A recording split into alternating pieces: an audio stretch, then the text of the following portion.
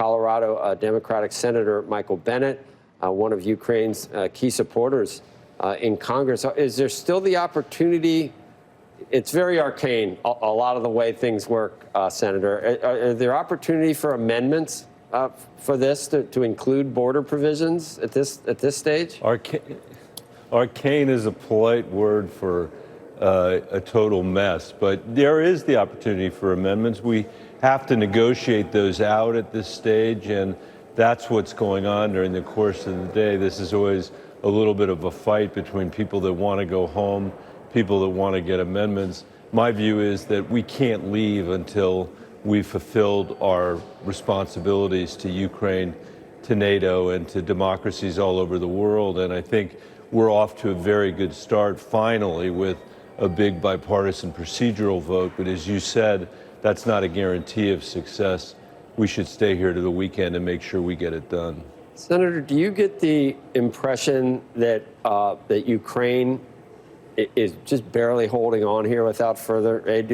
I've read articles that the stockpile of usable ammunition and the like, that it's really dangerously low.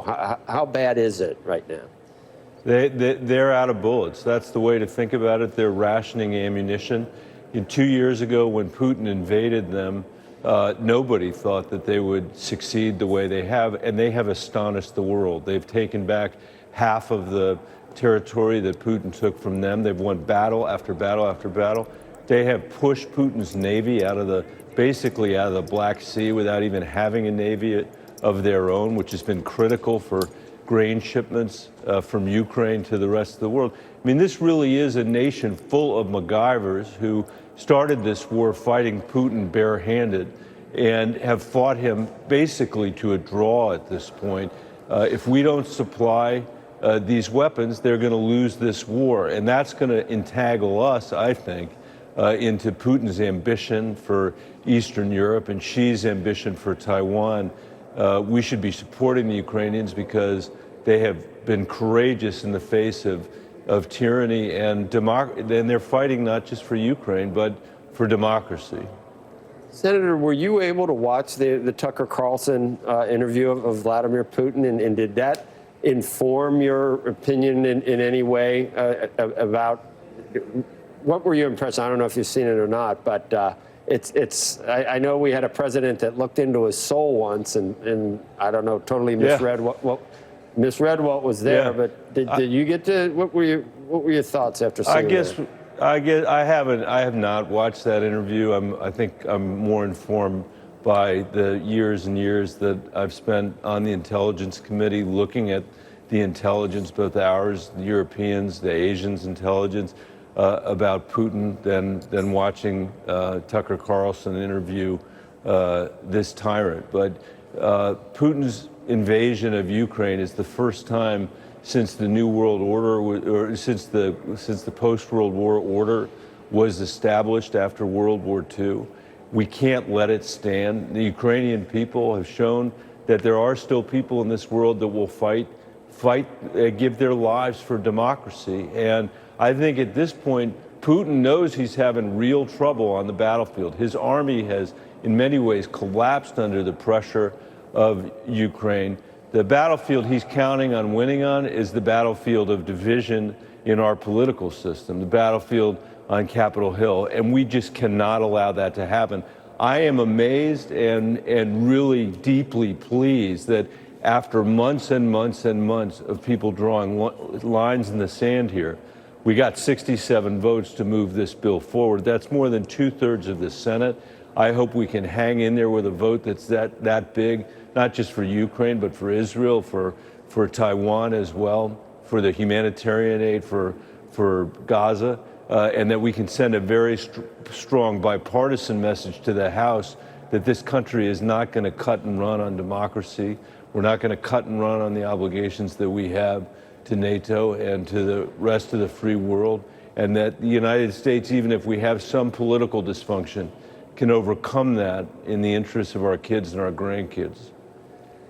There are, we had Afghanistan and Iraq, so there's this taste, I think, in certain Americans' mouths about what exactly we want to be in the world right now. But it's almost a catch-22 in what we're seeing. So, we don't want to spend a bunch of money on other countries if we don't secure our own border. But then once that gets included, we don't want to secure our own, or we don't even want to do anything because we want to let President Trump deal with that. So it's almost a catch-22. I don't know what the path forward is, Senator. Well, there is a path forward. And first of all, let me just say, in months of working on this, you're the first person to raise Afghanistan and Iraq in this context. And I think it is so important because it is on the minds of the American people. We've sort of somehow skipped over that step. The reality is we spent 20 years fighting two wars in the Middle East that didn't make any sense. The American people look at that and they say, man, that doesn't feel like a great use of the resources of this country. And I think the evidence is very clear that they're right about that conclusion. That's why we better be sure about what we're doing in this case. What we have are the Ukrainian people that are not asking us to supply soldiers, not asking the American people to lose our lives. They are asking us to supply them with weapons. They are asking us to supply them with intelligence. And by the way, we're doing it for less than 0.4% of our GDP, a very small part of our defense budget. And if we had set out to try to weaken Putin's army in the way that Ukraine has done, or reestablish our position vis-a-vis Xi Jinping, I would argue we could not have done it more cheaply than Ukraine has done it. And Ukraine has the receipts because they've won battle after battle after battle as I've said. So I do think the question that you pose is an excellent one, and we should be asking it every time we're in a situation like this.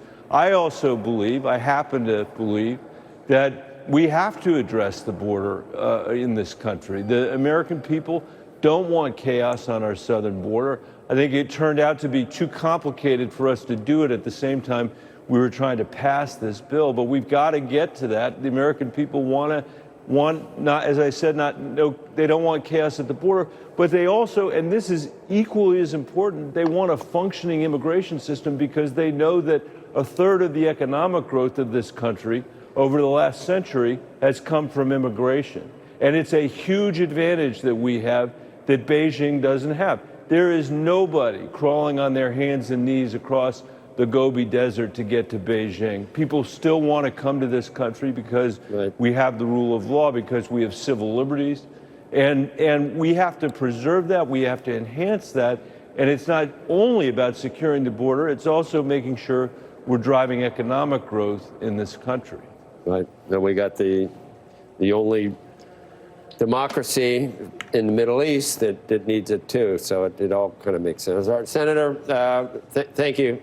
And I don't know, you may never go home. If you're going to wait to do something before you go on recess, I don't know. Good luck anyway. But settle in for at least a Super Bowl this weekend, because you're not going anywhere. We should settle in for at least a Super Bowl and whatever it takes after that. Thanks for having me. All right. Thank you. You're welcome.